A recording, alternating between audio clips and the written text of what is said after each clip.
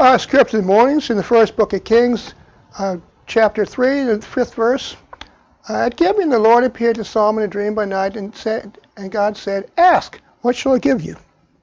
And we have a second scripture in the book of Jeremiah, chapter 2, verses 4 through 8, which reads, "Hear the word of the Lord, O house of Jacob, and all the families of the house of Israel. Thus says the Lord, what injustice has your fathers found in me, that they have gone far from me, have followed idols, and become idolaters?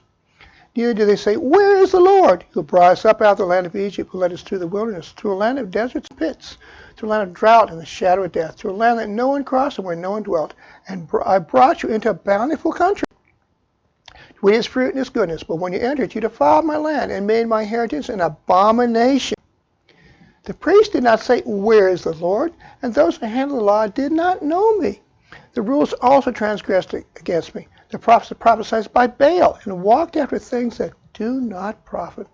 Friends, may we be always asking, where's the Lord, seeking his advice, not follow idolatry in any way, shape, or form, and be found prosperous in God's sight. Title of today's message is God Asked. So we're dealing with questions today. Sometimes God asks us questions. We can learn from these. Dear Lord, we bless now the speaker, give him a sufficient voice to speak so it can be understood. Help us to learn from your word and become more obedient while we wait to return. Amen. So, oftentimes people ask questions of God. We tend to think of that because many times people ask why or what, or they have requests. But on the other side of the equation, sometimes God asks questions of us. We can learn from these. In Deuteronomy, we read, "Only take heed to yourself and diligently keep yourself, lest you forget the things your eyes have seen, lest they depart from your heart all the days of your life, and teach them to your children and your grandchildren. Especially concerning the day you stood before the Lord your God in Horeb, when the Lord said to me, gather the people to me, and I will let them hear my words, that they may learn to fear me all the days they live on the earth, and that they may teach the children." God was communicating to Moses here, and he wanted us to get the message to fear God, to reverence him, to know him, to remember what he's done for us, and then teach it to the following generations, our children. This has not been happening, and we see terrible consequences in our society. There's little reverence for God, and the children have gone wild. One thing that can help us stay on track is to have some system of accountability. Someone checks on you. I'm an accountant, and whatever I do gets checked by somebody. And then it goes up to somebody higher. So there's accountability, there's checking. And I check behind other people.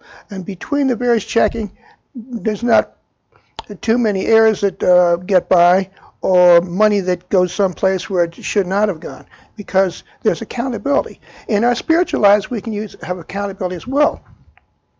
One way of having accountability is to have a mentor, someone who knows more about your topic, who's an expert in something that you learn from, and to some extent emulate, like Elijah and Elisha. Elijah was God's prophet, and God prepared Elisha to follow him. So he walked with and worked with Elijah, and in this manner he learned the trade of being a prophet, and he practiced it, and when all was said and done, he did twice as many miracles as Elijah did, because he had asked for a double spirit, a portion of God's spirit, and God granted it to him. Or it could be a co-laborer, somebody you work with. For example, Paul and Barnabas worked together. Or a mentee, someone who follows you, like Timothy. We note, look at the books in the Bible, the book of Timothy. These are explicitly books of instruction written by Paul to Timothy to teach him. So we can be on the receiving end, or sometimes we can be a mentor to someone else. Job's a very interesting character, a man who was very close to God, and so much so that God was not afraid to allow Satan to test him, to severely test him. God asked Satan, "Have you considered my servant Job, that there is none like him on the earth, a blameless and upright man, one who fears God and shuns evil?" And still he holds fast to his integrity. Things got so discouraging for Job that his wife said, "Curse God and die." But Job wouldn't do it. He still had faith in God. We read in all this, Job did not sin with his lips. Toward the end of this period of testing, God asked Job a lot of questions. The point of these was to impress upon Job the finiteness, how little Job is compared to God and how great God is. And by extension, we too should understand that we're little specks in a great universe that God has created. And James will read, "Consider pure joy, my brothers and sisters, whenever you face trials of many kinds, because you know that the testing of your faith produces perseverance. Now perseverance, patient works, that you may be mature and complete, not lack anything." Another quality character we need to have is to persevere, to continue. It's not enough to simply get baptized and say, "Yes, Lord," and then go forget it and go out and back and do what you used to do or go back to the ways of the world. We need to continue to walk in the way of the Lord, being persevering as we're doing here at Overbrook. One of our human characteristics is we may know what we should do, how we should go, but how's it going to work out? We want to see the end from the beginning. We don't know that. We want to know in advance. And God often does not tell us. He wants us to step out in faith and obedience. And we've certainly seen that in trying to find a site for Overbrook. Well, look at Abraham. He was promised a son. It was 25 years before it happened. That's a long time to wait for it. How about Joseph? Joseph was given dreams by God, 2 sets of dreams, which suggested he was going to be a future ruler. Remember, he saw these stocks bowing to him, that, he's the big guy. Well, he became a prisoner twice before it was fulfilled. That certainly was not encouraging that, God's going to work things out as God said he would, but God had a long-term plan. He was going to work it out, and he had to persevere through all that in order to achieve it. How about David? David was anointed as a king when he was still a teenager. Well, there was a king on the throne. It wasn't like there was a vacancy to be filled. And then it turned out that King Ahab became very jealous of him, was trying to kill him. So David ended up running for years for his life. And he had opportunities to take the life of the king, but he had such respect for God and the position of the current king that he wouldn't do it. He had incredible character. We may, in some cases, have an idea in advance, like Joseph, what was going to happen, but what along the way? No. If we knew what was going to be along the way, many times we wouldn't start. We wouldn't think, this is impossible, not going to happen, don't want to go through it. But God, in his mercy and his wisdom, hides things from us. He conceals things from us sometimes so that we not be discouraged, so that we will be willing to continue to persevere. We need to stay on the path. As Jeremiah wrote, why do you go about so much changing your ways? If we know what's true and what's right, that's what we should be doing. I like the way the Message words gives us a little more understanding. You think it's just a small thing, don't you? Try another sin project. When the first one fails, if we do something dumb and bad, why are we going to do it again? But Egypt will leave you in the lurch the same way that Syria did. Now, these, of course, were countries that oppressed believers and or were places of wickedness. You're going to walk away from there wringing your hands. I got a blacklist of those you trusted. You're not going to lick a hell for them. So why do we keep going back to doing dumb stuff? Well, people do. In Jeremiah 6, near they say, where is the Lord who brought us up out of the land of Egypt, led us through the wilderness, the land of deserts, pits, land, drought, and shadow of death, and through a land of no one cross, and where no one dwelt? Well, are we looking for the Lord? Are people looking for the Lord? Well, they're not, even though we see great evidence of his mighty hand and what he has done. As people just stopped looking for him. Jeremiah said, they've forsaken me, the fountain of living waters. But God was there all the time. He wanted to bless them. They'd forgotten him. And then he humoured themselves, sisters, broken sisters can hold no water. They thought that, in other words, they thought that all they needed by themselves. They could store up spiritual blessings and didn't need to be worried about God anymore. But friends, we can't possibly do that. So let's look at this concept of a cistern for a while. A cistern is basically a water tank. It's a place where you store water. And we don't see too many of these in America, but in many other countries, and I'm sure you're familiar with them, rainfall doesn't occur all the time when people want it, or there may not be municipal water systems, so they have storage tanks like these modern style ones. Historically, the ones that are spoken of in the Bible were usually in rocky or stony places where people could store water. Most of the Middle East and the area that the Bible refers to is fairly dry. So people want to store up water. This is an example of one. It looks more like a well, doesn't it? It just lacks an edge. And as a matter of fact, you see someone up the ladder down there. It's going on the inside. It's pretty deep. And it has no lining.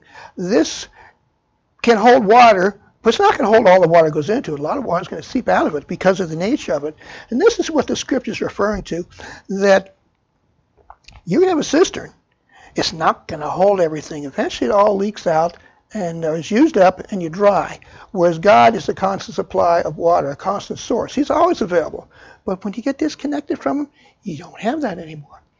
Another example of cistern here. This is a big municipal type one. This was in Rome. The people could have individual cisterns to their homes. Of course, it takes resources to build one. But on a large scale for municipalities, they also could have cisterns, and this is an example of one of those.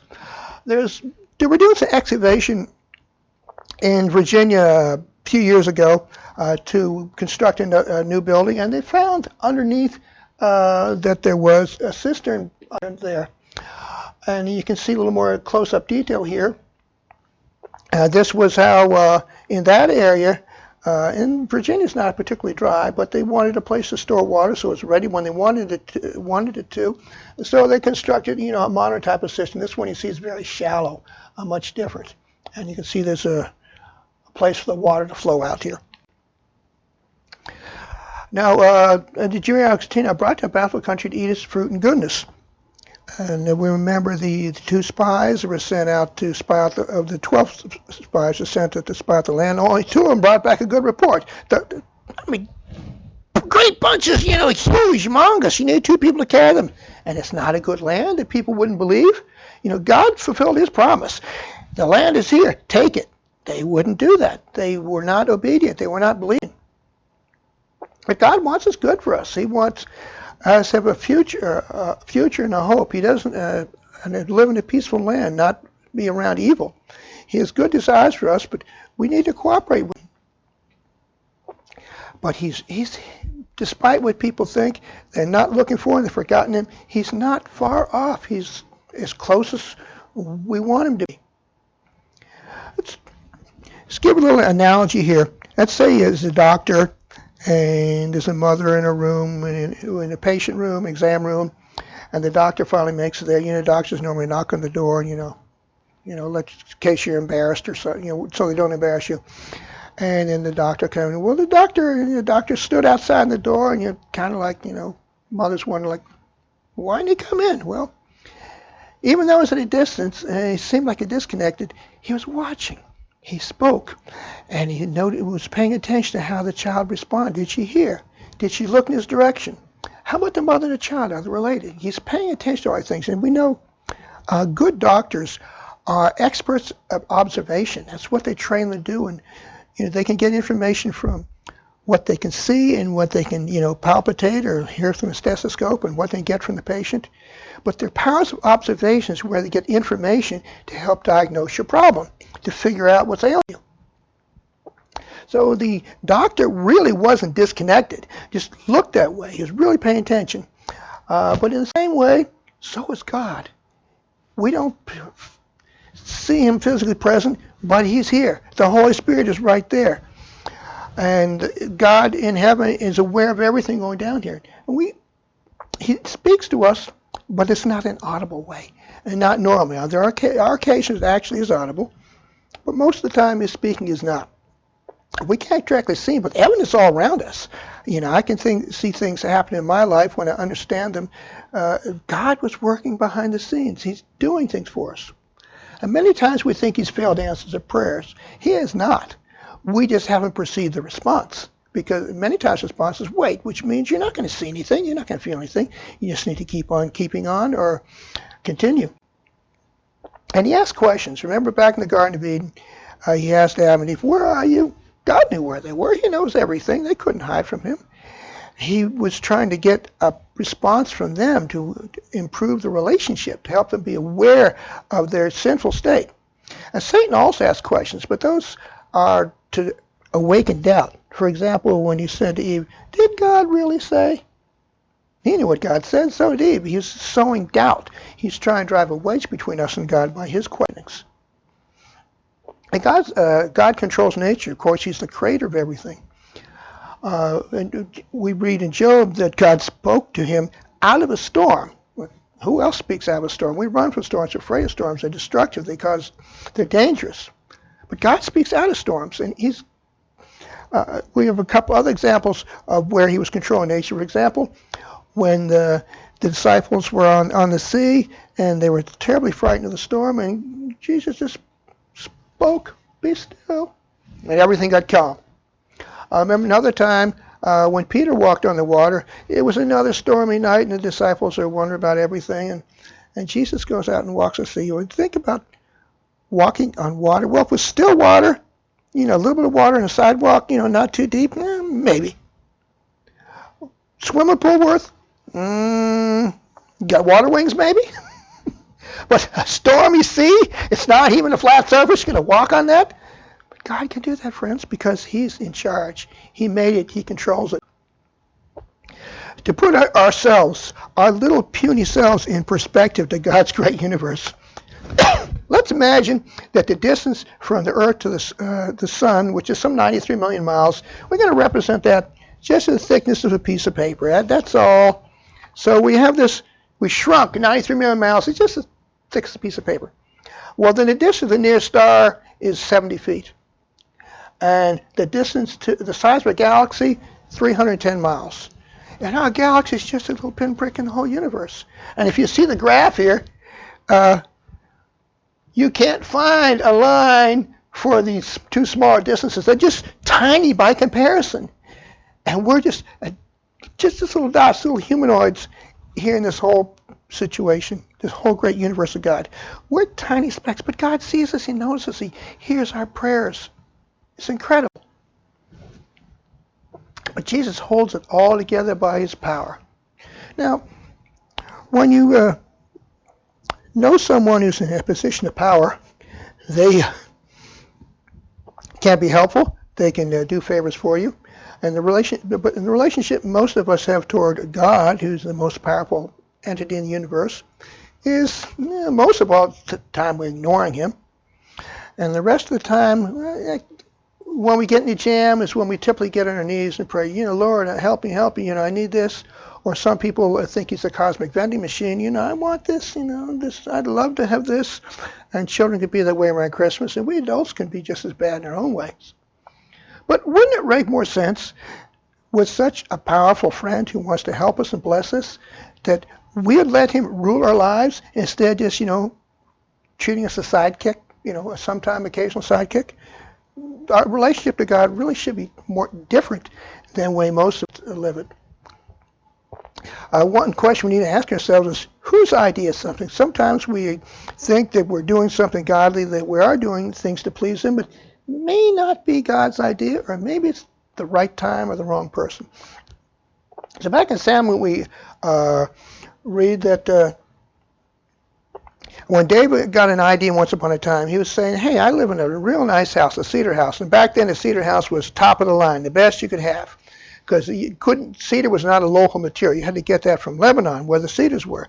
And you couldn't bring cedars from there, without permission of the king. I mean, this is like a royal thing. Ordinary common people couldn't do this. And so David's saying, hey, I live in a house of cedar, this real nice place. But the Ark of God, which was a representative place of God on earth, it's in a tent. It's a fancy tent, but it's just a tent. And he said, hey, I'd like to do something better for God. His motivations were good. His respect for God was great. But when Nathan the prophet was communicating with God, he gave him a different message. When your days are filled, you rest with fathers. In other words, after you're dead, I'm going to set a season. Your kids, they are going to do this. He shall build a house in my name, and I'll stand at the throne of his king forever. So your kids are going to do this. You're going to die first. It's not for you to do, David. It was Solomon's one who did it. And we also note here the throne of kingdom forever. Did Solomon live forever? Did his kingdom last forever in the way we understand this word now? No. This is one of these biblical concepts we need to understand, that the way it was translated doesn't come across into English in a way that's meaningful to us. Forever only meant as long as Solomon lived. As long as he was on the throne or he was alive, he was going to be king. But it didn't last forever. So just a little point. Isaiah wrote, "Let me sing to my well-beloved song, my beloved regarding his vineyard. My well-beloved has a vineyard on a very fruitful hill." And this tells us at the end, I'm going to put it into perspective right now. The vineyard is God's people. And this is God speaking to those he loved, us. And he goes on to describe. He dug it up and cleared out the stones and planted with the choicest vine. He built a tower in its midst and also made a wine press in it. So expected it to bring forth good grapes, but it brought forth wild grapes. So the plant of this vineyard, which is God, which is using, this is all metaphorical, has planted his vineyard with the best grapevines in it. He's prepared the soil, removed all the rocks. He's built a guard tower so nobody comes in and disturbs it. And what happens?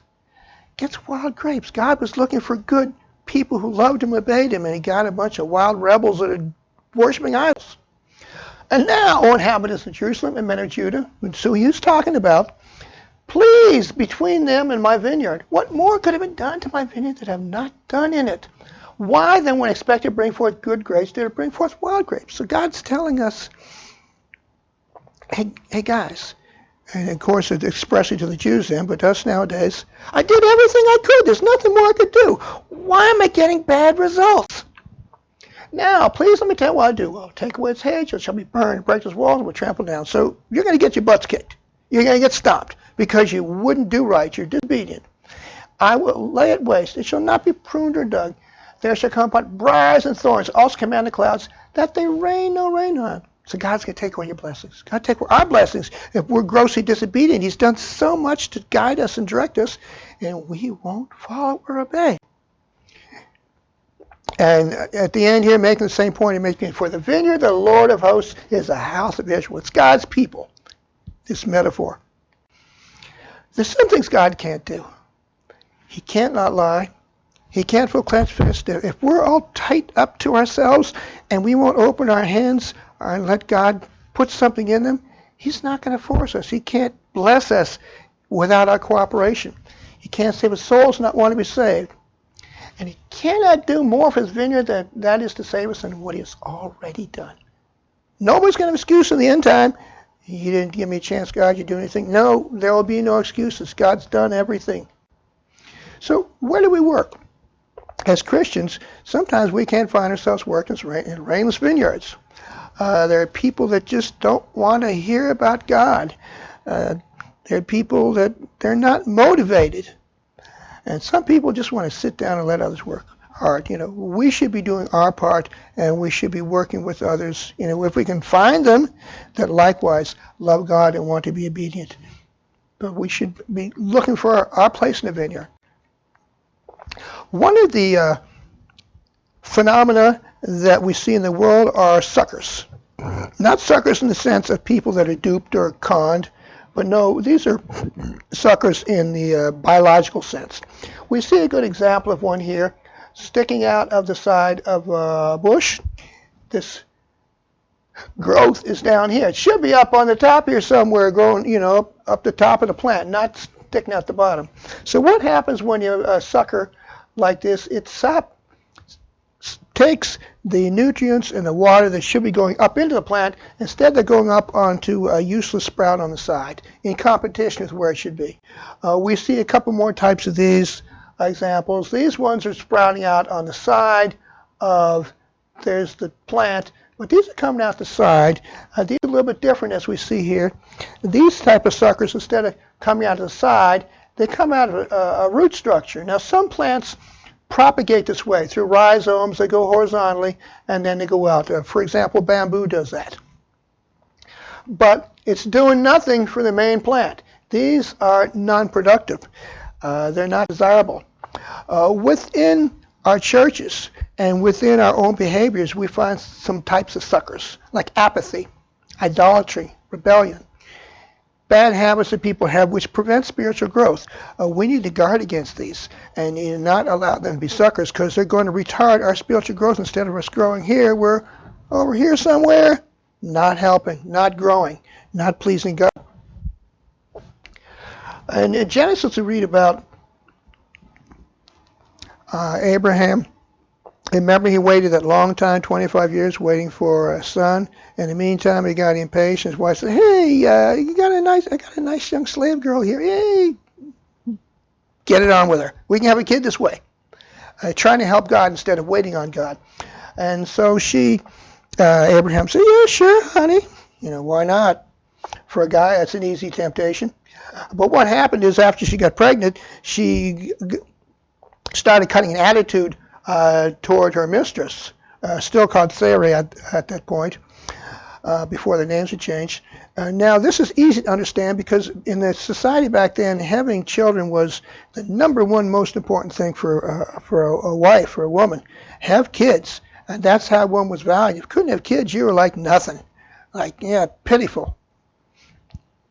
So it's easy to understand how Hagar got this attitude, but she shouldn't have been getting in the face of her Sarai.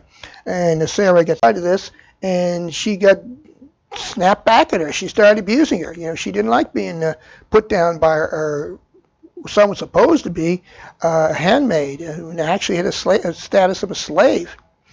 And so she mistreated Hagar, and after a while Hagar said, "Yeah, enough of that, run."